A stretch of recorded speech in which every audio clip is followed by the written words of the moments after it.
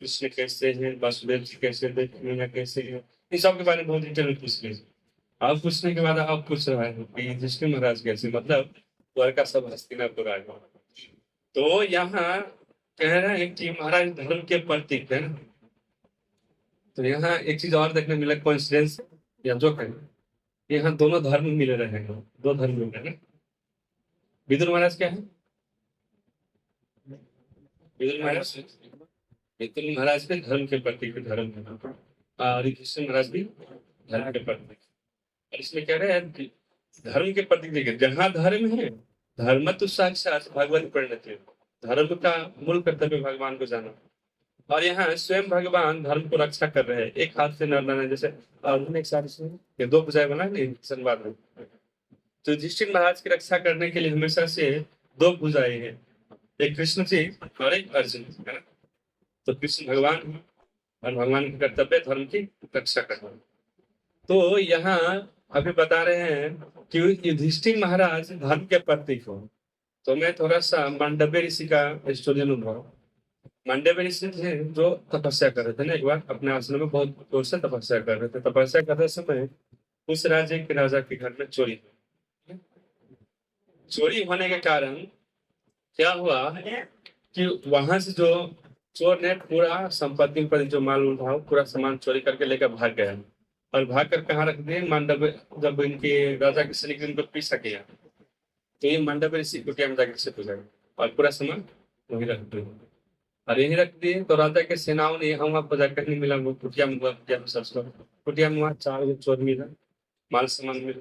लेकिन अज्ञानता बस इनको लगा कि ये बाबा जी के इसमें मिला हुआ है। मंडप ऋषि को खाली इनको ले गया, राजा द्वारा शासन मिला, दंड मिला, इन सबको सूल पे चढ़ा दिया। सूल पे चढ़ाते ही चारों चोर तत्क्षण मर गए। लेकिन ये मांडव्य ऋषि को जब सूल पे बिठाया गया, तो मांडव्य ऋषि शांत से उसमें बैठे हुए हैं। बैठे रहते तो बहुत दिन हो गए, बहुत दिन कई दिन हो गए, कुछ नहीं बड़ा नहीं मर गए। तो सूल समझते कैसा होता है? सूल, सूल तो भला का मुख देखे, भला का मुख सूली नहीं, सूली मतलब हाँ सूली भला का मुख, जो भला हाँ भला का मुख, उसे बैठा दिया।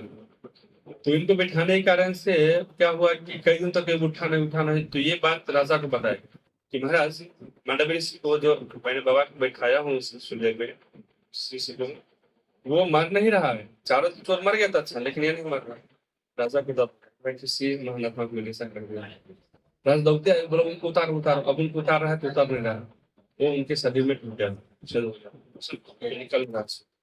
तो सिर को काट दिया गया, सुन को काटा गया, अन्य थोड़ा सा काटा गया। इसके बाद उसका नाम पड़ गया अनिमांड्य, अनिमांड्य बन गया। तो जब सुन काटा गया तो वो नीचा उतरा, और राजा खूब क्षमा याचना कर रहे हैं, महाराज माफ कर दीजिए, हो गया गलती हो गया, समझ बोला महाराज आप माफ कर दीजिए। तो बोला तुम्हारा गलती नहीं है, मेरे कर्मों की सजा हुई।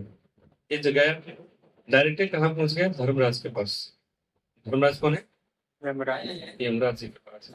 यमराज जी के पास पहुंच के डायरेक्ट क्वेश्चन कर रहे हैं, बताओ मैंने जिंदगी भर में कौन सा ऐसा पाप किया है जो मुझे इस सजा भोगना पड़ा, बताओ तुम।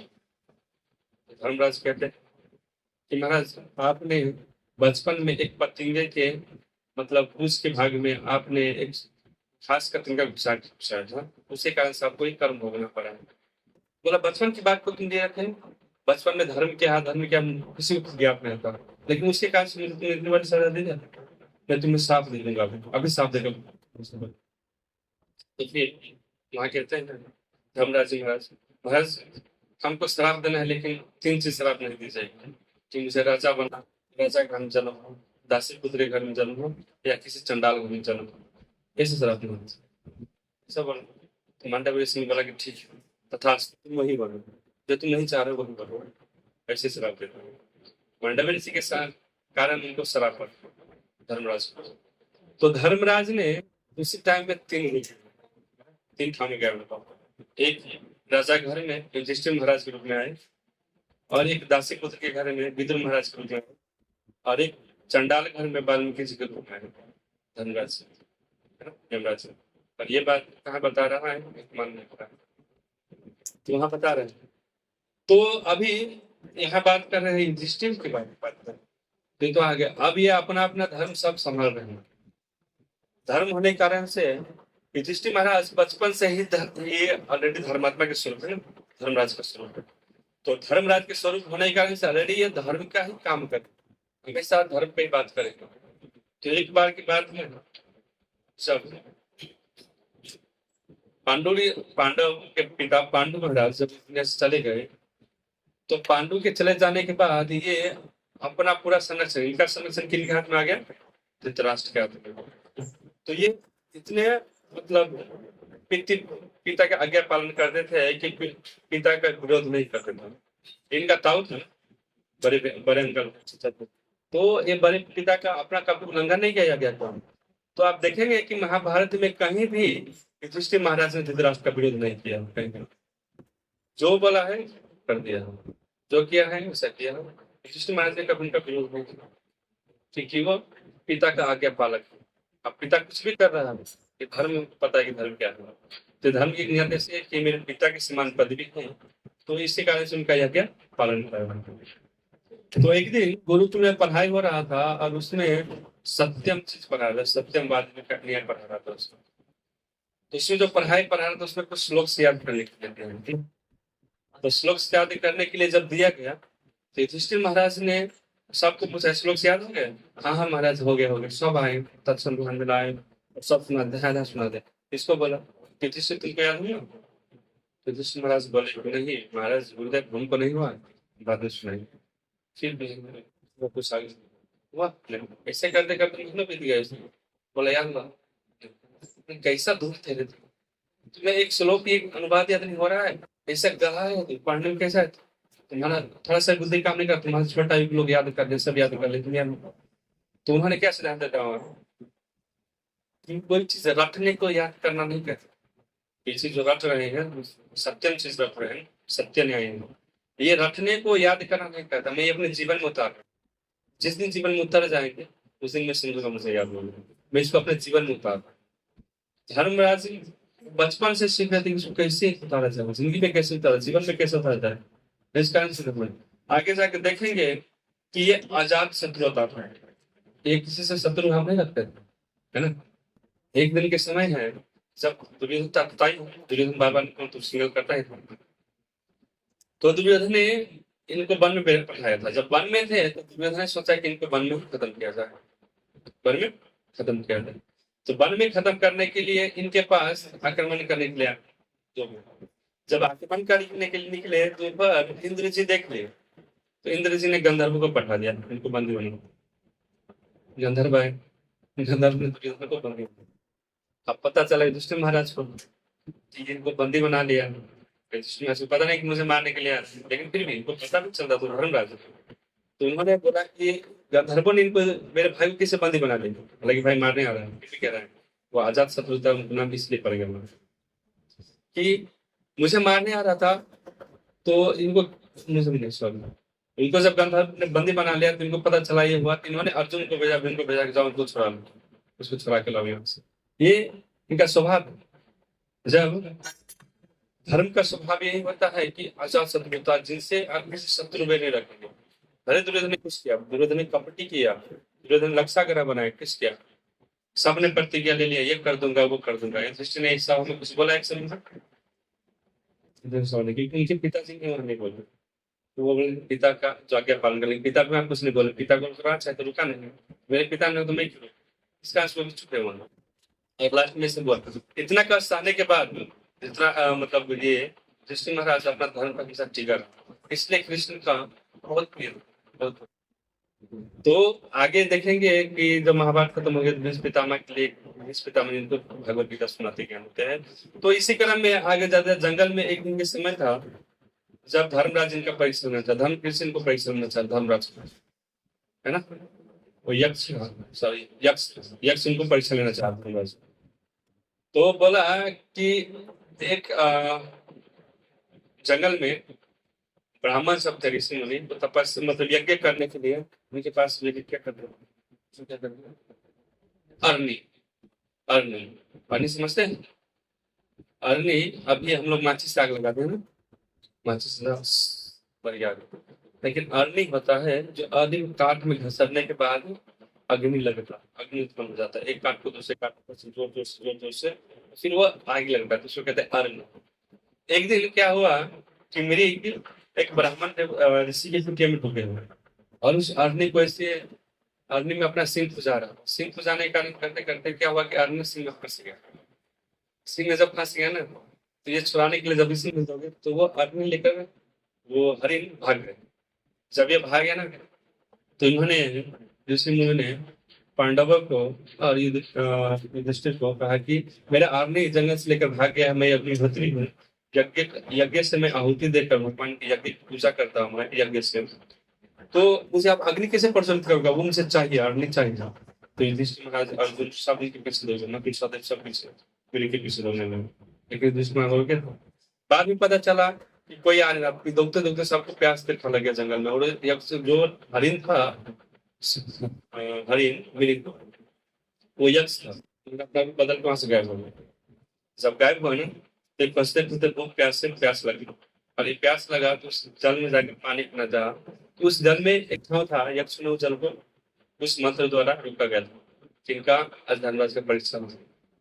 तो नकुल गए, नकुल को बोला कि ये पानी पीने से पहले प्रश्न पूछूंगा, उसका उत्तर दो, अभी मत पूछेगा प्रश्न, प्रश्न छोड़े, जैसा कि प्रश्न पूछेंगे उसका उत्तर देना पड़ेगा, तब पानी मात्र पी सकते। तो बोला कि उन्होंने नकुल ने इनका सुना कर दिया, पानी पीने, जैसे ही पानी पे हमको निश्चित कर दिया, गिरा दूंगा सबको, चारों भाई के साथ लास्ट में पांडव आए, मतलब युधिष्ठिर। युधिष्ठिर जब आए तो युधिष्ठिर से पूछा गया कि तुम अपने भाई से जीवित चाहना चाहते हो, तो मैं प्रश्न पूछूंगा, इसका उत्तर दो, उसके बाद में तो धर्मात्मा धर्मराज ने बोला ठीक है, मैं कोशिश करूंगा ऐसे। उन्होंने बहुत सारा क्वेश्चन पूछा, पांच ही क्वेश्चन, चार क्वेश्चन पूछाने के लिए, तो उन्होंने प्रथम क्वेश्चन पूछा, उसका आंसर दे दिया। जब आंसर दिया तो उन्होंने बोला कि ठीक है, अब बताओ इनमें से अपने भाई में से किसी एक भाई को जबरदस्ती आ सकती, बताओ किनको जगह। तो बोला कि नकुल सहदेव को जगाया जाए, किनको, सहदेव को जगाया जाए, सहदेव को आप प्राण दे दीजिए तो जीवित हो सकते। तो बोला कि ऐसा कैसे तुम्हारा अपना तीन भाई है, और ये तुम्हारा मतलब दूसरे माँ की बेटा है, सौतेली माँ की बेटा है, तो तुम इसको जगाने के लिए क्यों कह रहे हो, अपने भाई को क्यों नहीं जगाने के लिए। तो ये बोल रहे हैं युधिष्ठिर महाराज, बहुत सारा बहुत प्यारा भरा उत्तर दे रहे हैं, हम लोग जैसे नहीं है कि प्रतितर में हो जाते हैं कि मेरा बेटा मेरा भाई पहले, ऐसा नहीं था। युधिष्ठिर महाराज का देखे, मेरे पिताजी के दो पत्नी, कुंती माता और माधुरी माता। तो माधुरी माता जी के पुत्र, अगर हम अभी जिंदा तो कुंती के पुत्र जिंदा हो, लेकिन माधुरी माता, मैं अपने भाई को जिंदा कर लूंगा तो फिर कुंती का पुत्र बच जाएगा, कुंती का जो खानदानी परंपरा है वो रह जाएगा, लेकिन मेरे माधुरी माता का क्या, वो तो पुत्रवती नहीं रह जाएगी फिर। तो इसलिए मुझे मेरी माँ को पुत्रवती रखना है, माधुरी माँ को, इसलिए मुझे सहदेव चाहिए। मैंने बोला अच्छा बेटा, निष्ठा पत्नी तुम्हारे अपने भाई के प्रति कितना निष्ठा थी। फिर आशीर्वाद देकर चारों को जिलाते हैं, तो पांचों पांडव वहां से बच से ऐसे करके बहुत सारा गुणगान होते हैं करने से। तो ये हुआ युधिष्ठिर महाराज का परिचय। अब चलते हैं थोड़ा सा इनके परिचय लेते हैं, विदुर महाराज जी, ठीक है। तो विदुर महाराज जी दासी पुत्र होने के बाद इनके पास क्या है, धर्म है। तो धर्म का क्या है, हमेशा सत्य होना। तो एक तलवार में दो म्यान, मतलब एक म्यान में दो तलवार नहीं रह सकता। जिससे क्या है, सॉरी विदुर महाराज क्या है, धर्म है, और दुर्योधन क्या है, अधर्म। ये दोनों एक साथ एडजस्ट नहीं कर सकते थे, इसलिए बार बार हर एक बार विदुर महाराज ने युधिष्ठिर का विरोध किया, सॉरी दुर्योधन का विरोध किया, हर एक ठाम पे विरोध किया कि ऐसा नहीं कर सकते। विदुर का इतना निष्ठा था कि विदुर धर्म के पालन करते हुए, इनको पता है कृष्ण का पक्ष था, धर्म को पालन करते हुए इन्होंने कुंती को कई बार बचाया, लक्ष्य के साथ से, चाहे जंगल में गया तो बात सारे एक ठाम में इन्होंने विदुर महाराज ने बचाया, ये स्वभाव था। तो एक समय की बात है कि विदुर महाराज के घर, विदुर धर्मात्मा होने के कारण से इनके घर पे भगवान प्रसाद खाने चल जाते।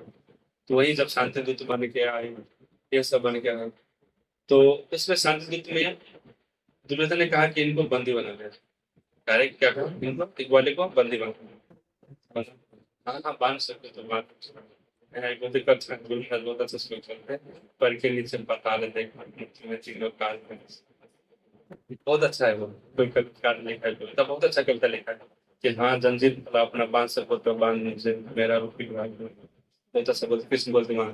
हाँ मुझे बांधना चाह रहे हो, बांधो कितना बांध सकते हो? फड़ाओ कितना फड़ाओ चाहिए, फड़ाओ अपना रूप विस्तार करने लगे कहते हैं, देखो कहाँ तक बांधोगे, मेरे पैर के नीचे पताल देखो, पताल को बांधोगे, मुट्ठी में तीनों काल देखो, तीनों काल को बांध पाओगे, बांधो कहाँ कहाँ बांधोगे मुझे। ये सब रूप जब देखते हैं हम सम्मिलित हो जाते हैं, कृष्ण में बांधने चल रहे हैं और इनको बिल्कुल ना समझाते हैं बहुत बड़ा अपराध कर रहे हो कि भगवान है इनको तुम मानने चल रहे, तुम्हारा सर्वनाश हो जाएगा। लेकिन नहीं माना, बाद में विदुर महाराज को भी कर दिया, वो क्या करते हैं अपमान कर दिया विदुर महाराज ने छोड़। विदुर महाराज को, विदुर महाराज ने जब वो सभा था वहां भी, जब चिन्ह होने वाला था वहां भी विरोध किया, लेकिन कोई नहीं सुना, तब क्षण छोड़। तो कहते हैं जिस जिस घर से, है ना, जिस परिवार से, जिस संस्था से, जिस ऑर्गेनाइजेशन धर्म निकल जाए उसका सत्यानाश होना शुरू हो जाएगा। विदुर महाराज वहां धर्म के प्रतीक थे और धर्म ने जैसे ही उनका साथ छोड़ा है, मानो दुर्योधन का भाग्य पूरा तहस नहस शुरू हो गया। कहीं देखा इसी कारण सब बाद में युद्ध सब चल रहा है। और युद्ध में देखा जाता है, हम श्लोक सुनाते हैं कहने में कि महाराज युधिष्ठिर कृष्ण और अर्जुन के दो भुजाएं, वो अपने दो भुजाएं मानते, इनके द्वारा संरक्षित है। दोनों धर्मराज का वर्णन होगा भी संरक्षित हो रहा है। तो क्या हुआ था, जैसे एक बार दुर्वासा दुर्योधन के कारण से इनके घर आ गया थी। लास्ट में जब द्रौपदी प्रसाद पा ली, फिर आए मुझे प्रसाद में 10 आशीष लेकर आए। फिर वहां भी कृष्ण जी ने बहुत रक्षा किया कि एक ही दाना में पूरा संसार उतरा दिया, ये सब नहीं लगा।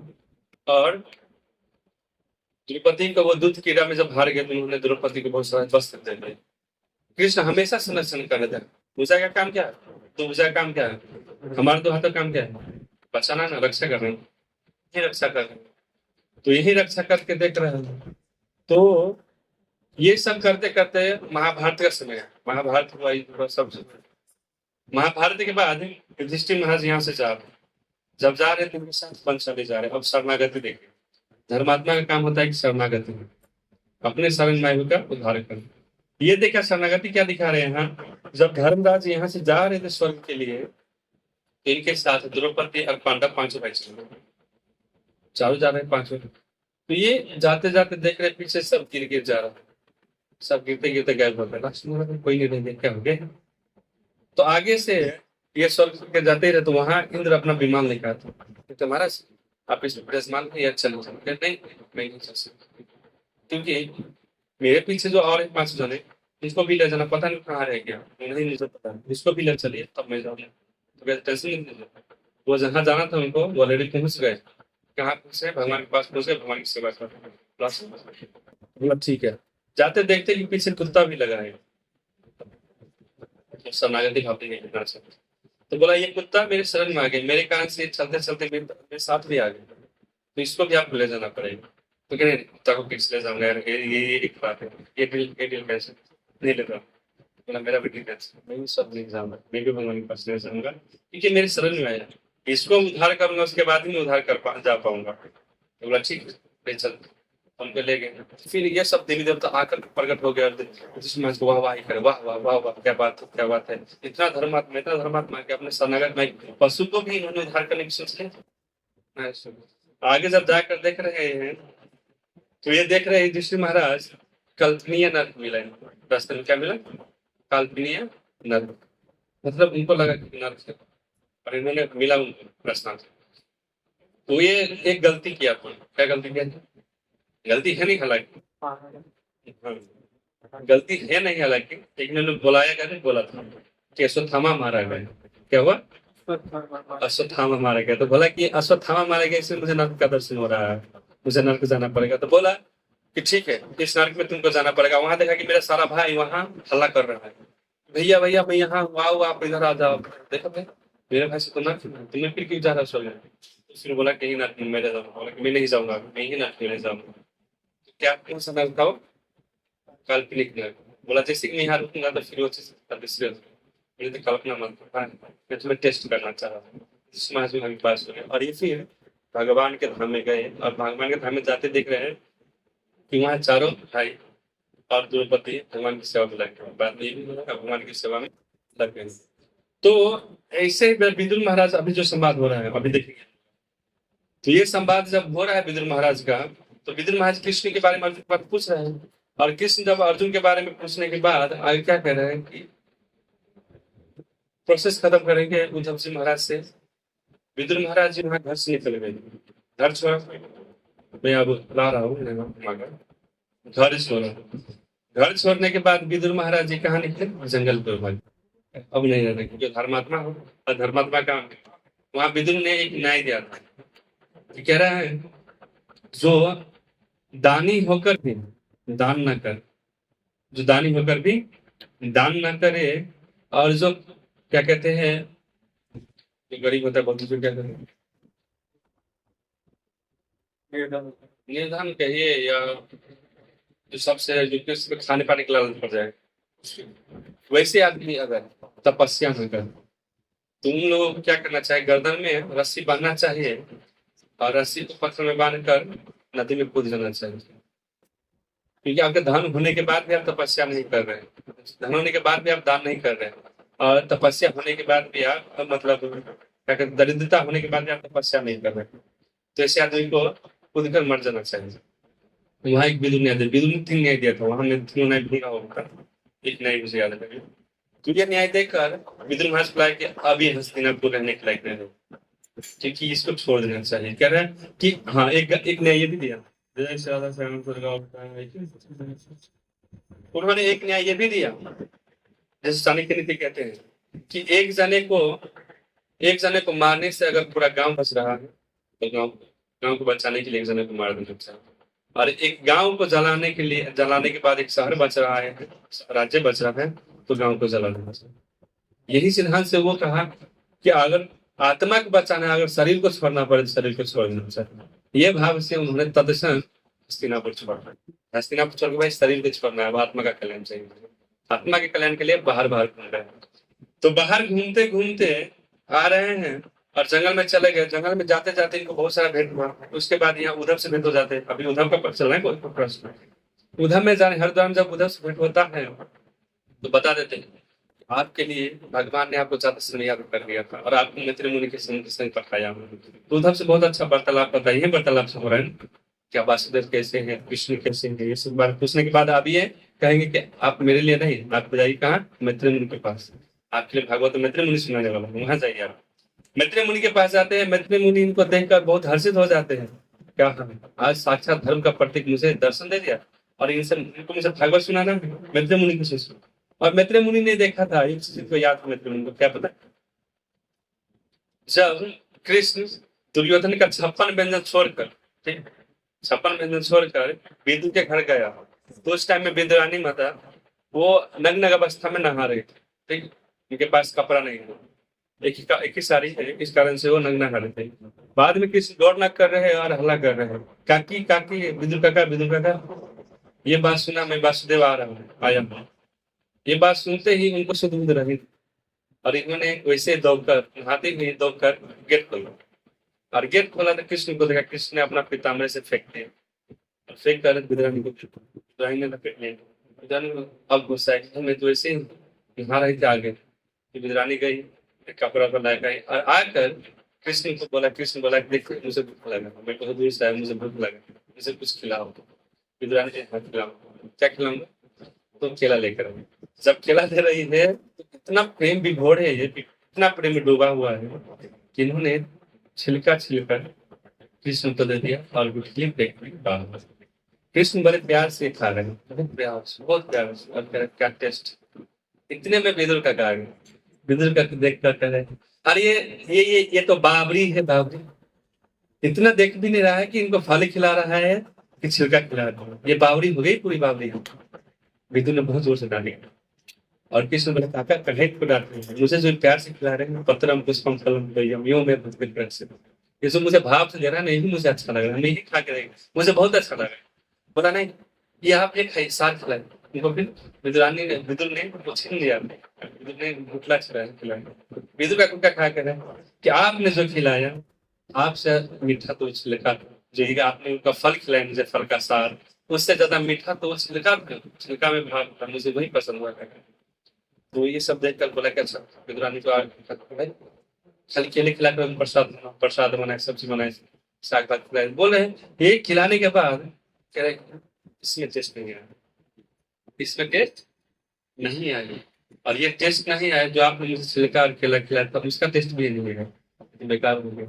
कृष्ण ये प्रेम रखने के लिए कि विदुर को खराब न लगे, ये प्रेम रखने के लिए कृष्ण जी ने विदुर के गोद में जाकर सो गए।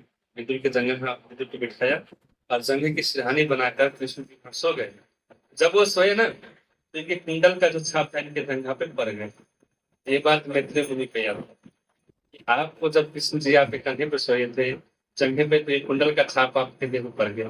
आप कितने भाग्यमानी हैं कि आपके शरीर पे कृष्ण के अंश का तो छाप रह गया। मैं प्रणाम करता हूँ फिर मैत्रेय मुनि सीधा। तो मैत्रेय मुनि के बाद ये भागवत सुनने के बाद इनको लगता है कि अब मुझे धर्म कल्याण करना चाहिए। जैसे हम लोग भगवत गीता कोई श्लोक आ जाता है, याद हो जाता है ना, कोई अच्छा अच्छा सुन ले तो भीतर से आग लगता है कि अब प्रचार करना से आता है, नहीं सर एनर्जी आता है कि नहीं अब प्रचार करना चाहिए। उन्हें प्रचार करने के लिए गीता का कोई श्लोक भागवत में कोई श्लोक से मिल जाते हैं तो ऐसे ही भागवतम से इनका हृदय प्रफुल्लित हो, हृदय में विज्ञान प्रकाश हो। तो वे सोच रहा है कि मैं उद्धार करूंगा, जीवों का उद्धार करूंगा। भागते हैं वहां से, मैत्रेय मुनि के पास से भागते हैं और कहाँ आते हैं, हस्तिनापुर। हस्तिनापुर आकर ये इनको धृतराष्ट्र को और गंधारी माता जी को कोसते हैं, कैसे निर्लज हो, थोड़ा सा भी लाज नहीं, शर्म नहीं, सब बेच गए। जिसने तुम्हारे बेटे को मार दिया, जो भी तुम्हारे बेटे को मार दिया, इनके हाथ से रख, इनके अपने बेटे के हत्यारे के हाथ से प्रसाद खा रहे, तुम्हें थोड़ा सा भी शर्म नहीं देना, वो तो मर जाना चाहिए। कुत्ते की तरह पड़े हुए उसे घर पे उसके टुकड़े में पड़े हुए हो, क्यों फेंक कर 2 रोटी देंगे उसे खाकर तुम जिंदगी जो इतना इतना सुनाया, इतना इतना सुनाया।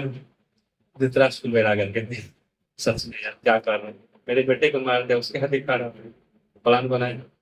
विदुर को बोला क्या करना चाहिए बताओ। विदुर हमेशा धर्मराज है, सब कहते से। तो बोला कि आपको अब हस्तिनापुर छोड़ देना चाहिए, हस्तिनापुर को छोड़ कर निकलना चाहिए। ऐसा बात है। विदुर महाराज कहने पर बोला कि ठीक कब निकलना है। धृतराष्ट्र को प्लान बना के देखो दिन में जाओगे तो युधिष्ठिर जाने नहीं देगा। ठीक, युधिष्ठिर का स्वभाव क्या है, वो पितृभक्ति, वो पितृ का भक्ति करते हैं ना, पिता का आज्ञा का पालन करते, तो पिता को रोक देगा, जंगल नहीं जाने देगा, कष्ट नहीं बोलने देगा। ये देखकर इन्होंने प्लान बनाया रात में निकलेंगे। रात में ही धृतराष्ट्र और गंधारी माता, विदुर प्रकार सब घर से निकल गए, सब लेकर जंगल में चल गए। धृतराष्ट्र तपस्या किए, सब निकल गए और विदुर जंगल में भटक गए। अब विदुर क्या करे, जंगल में भटक पड़े। अब यहाँ आते हैं, ये तो धर्म का स्वरूप है ना, युधिष्ठिर महाराज और विदुर महाराज धर्म का सर्व स्वरूप है। तो एक दिन ये काका के खोजने के चक्कर में युधिष्ठिर महाराज इनको खोजने, विदुर महाराज खोजने के लिए और गंधारी को धृतराष्ट्र खोजने के लिए जंगल में दौड़ पड़े। दौड़ रहे कर काका काका ताऊ कहाँ है आप, कहाँ है आप, कहाँ चले गए। दर्शन जैसे करते करते दूर से ही देखा कि विदुर काका को दूर से देखा युधिष्ठिर महाराज कि वो विदुर काका रह गए। विदुर ने देख लिया, विदुर और दौड़ने लगे। विदुर दो गए, उनके पीछे ये ही दो। और जब विदुर दौड़ कर एक गाछी के पीछे जाकर, पेड़ के पीछे जाकर विदुर पूरा खार हो गए, शांत स्वभाव से खार होकर बैठ गए। और बैठकर देखा युधिष्ठिर महाराज ने कि विदुर महाराज का पूरा शरीर गल गया, अस्थि पंजर ही बस दिख रहा है, थोड़ा सा शरीर में कुछ पूरा गल पट के लट गया, अपना शरीर ख्याल नहीं रख पाया, ऐसा हो गया। ये युधिष्ठिर महाराज ये प्रभाव देखकर रोने लगा। और क्या है स्थिति बना करते हैं आप, अब चले हमारे साथ। जो क्या कहते हैं वो महाराज विदुर काका कुछ नहीं हुआ। और लास्ट में विदुर काका ने अपने तपस्या के बल से क्या किया, उन्होंने अपना शरीर से पूरा प्राण निकाल दिया, अपना आत्मा निकाल कर युधिष्ठिर की आत्मा में प्रवेश कर दिया। क्योंकि ये सब किनका स्वरूप है, धर्मात्मा धर्मरस का, इन्हीं का आता है। तो ये अपना स्वरूप इनमें निष्ठ कर देते हैं और उस अस्थि पंजर को छोड़ देते हैं। ऐसे लास्ट में विदुर महाराज भी अपना शरीर छोड़ देते हैं और लास्ट में अंतर्गत से निकल जाते हैं। तो इसी के बारे में बता रहे हैं कि युधिष्ठिर महाराज और अर्जुन कृष्ण और अर्जुन भगवान युधिष्ठिर महाराज धर्मराज के क्या है, बुझाए। तो हमेशा देख रहे हैं कि संरक्षण कर रहे हैं। तो आज सब वही बयान करेंगे, ठीक है। ग्रंथराज श्रीमद् भागवत महापुराण की